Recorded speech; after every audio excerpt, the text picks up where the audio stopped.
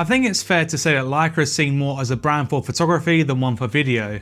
So after comparing Lumix and Leica's colour science when shooting stills, I thought it'd be interesting to see how it fares up when shooting video.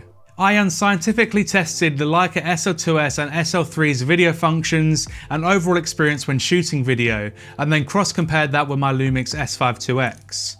This includes things like overall colour rendition, ease of handling, autofocus and so on. Let's just get straight into it and compare overall colour rendition. Here's a shot I took a little overexposed on the Leica SL2S and the Lumix S5 IIX. The original idea was to show this as a very minor stress test to see if any of the cameras peaked, but I also think it shows how the different images compare in terms of colour. As you can see, the Leica SL2S leans generally more towards the magenta tones, whereas the Lumix is way closer to the greens. Both clips are recorded using the same white balance and lighting conditions, so if you do prefer a slightly more magenta tone, then the Leica may suit you better. That being said, I do think the colours from the Lumix are more true to life, but sometimes life can be a little bit boring and a slightly different characteristic can make things more interesting. But of course, this is purely down to personal preference.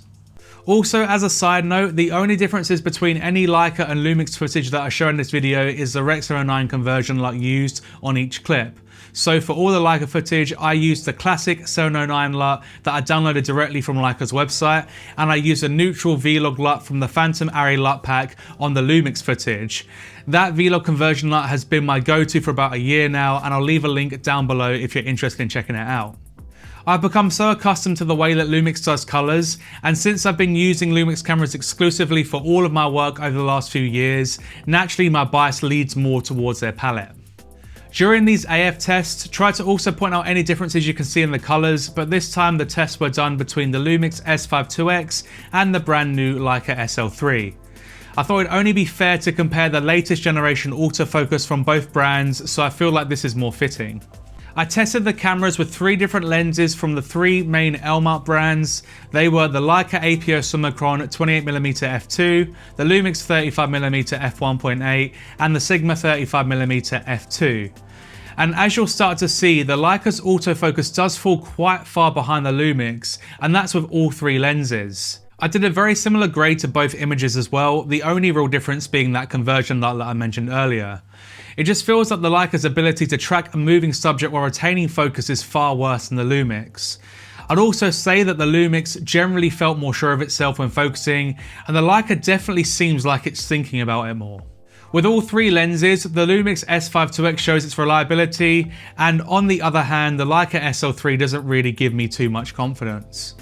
It was sort of assumed that Leica's new autofocus system would have followed Panasonic's technology, so I was expecting better things from the Leica SL3. And on their website you can see that they use 3 different types of autofocus algorithm in the newest generation camera, so who knows what roadmap they're on when it comes to their video autofocus. When it comes to using the Leica SL cameras for video, I must say there's quite a lot to be desired. The Leica SL2S has a fixed display, so you may need to use a monitor if you intend on using it for video, and since you're working with the older contrast AF system, you might as well just rig it up and throw a fuller focus on there as well. I do like the way Leica have split their default menu screen between photo and video, so with a single tap you can change between the two. You can also access all of the settings that you may want to fiddle with, and that means you shouldn't be diving into the main menu for the most part.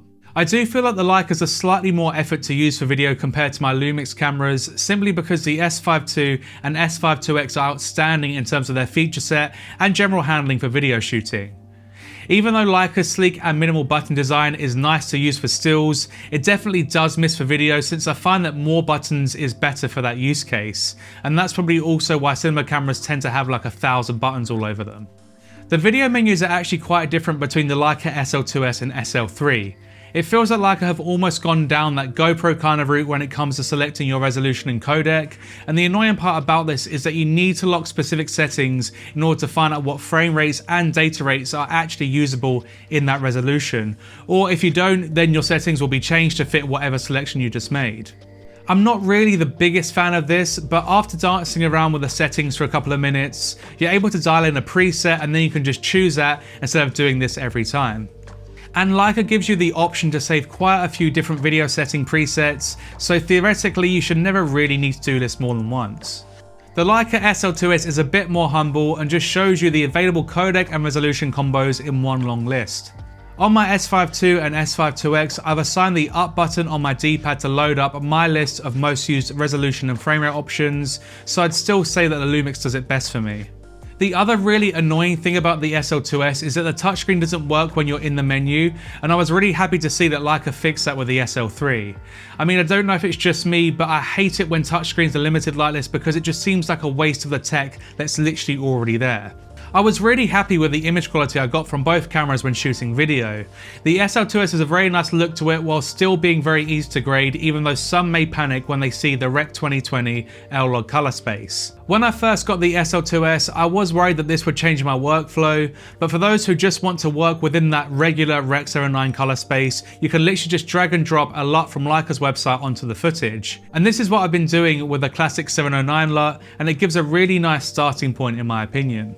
The SL3 is capable of 8K video, so I did shoot a few things using the 8K modes, but please do bear in mind that I only had the SL3 for just over a week, so I didn't really have too much time to film anything spectacular since there are other things I needed to test before it went back.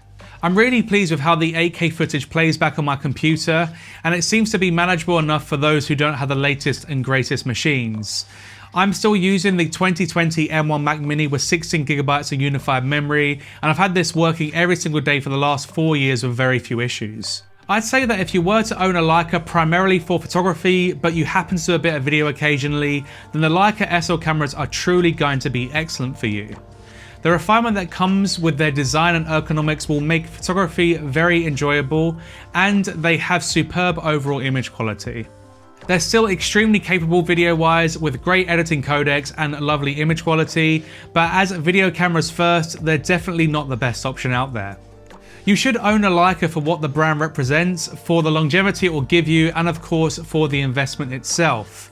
Leicas don't drop in price as much as other brands do, so even if you sell it after 5 years of ownership, the chances are that your cost to own it over that time would have been very low.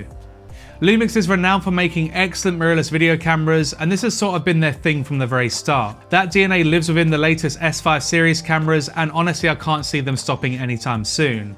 V-Log still stands to be my favourite log gamut to use. It's super easy to grade and gives more flexibility than I could ever need, and the fact that I can use an array of exposure tools in camera makes them a pleasure to use as well. If owning a Leica has piqued your interest more than the few times in the past, then you should definitely try out their cameras no matter what you shoot. If there's one in a city near you, then definitely pop into a Leica store and get hands-on with one of their products. This will be the best way in deciding whether the hands-on physical benefits of owning a Leica would be worth the investment for you.